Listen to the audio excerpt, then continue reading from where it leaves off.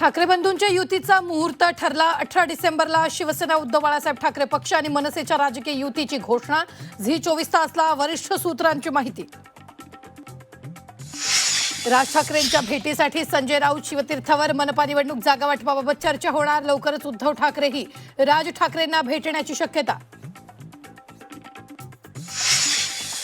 मुंबई ठाण्यासह 5 महापालिकांमध्ये ठाकरे बंधू एकत्र लढणार। इतर महापालिकांबाबत स्थानिक पातळीवर निर्णय होईल।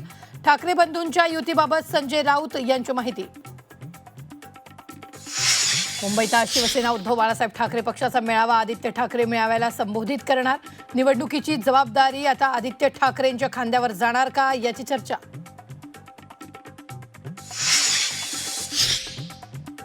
महापालिका निवडणुका जाहीर होताच मुंबईत बॅनर वॉर। जे हिंदुत्वाचे नाही झाले ते मराठी माणसाचे काय होणार? सेना भवनासह मातोश्री परिसरात बॅनरबाजी।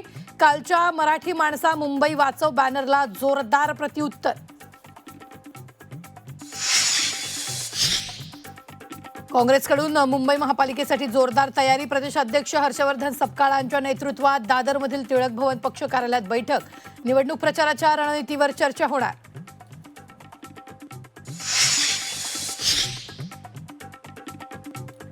पिंपरी चिंचवड महापालिकेत दोन्ही राष्ट्रवादी एकत्र येण्याची शक्यता। निवडणूक घोषणेनंतर दोन्ही राष्ट्रवादींच्या पदाधिकाऱ्यांची बैठक।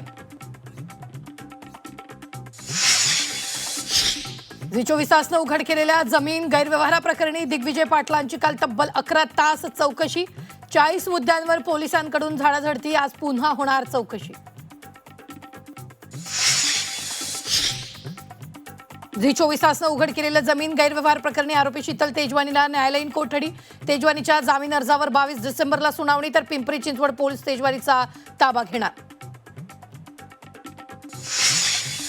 झी 24 तासनं उघड केलेल्या जमीन गैरव्यवहार प्रकरणाच्या कागदपत्रांची रवींद्र तारूनं विल्हेवाट लावल्याचा संशय। तारूच्या खात्यात 48,000 जमा झाल्याचं उघड।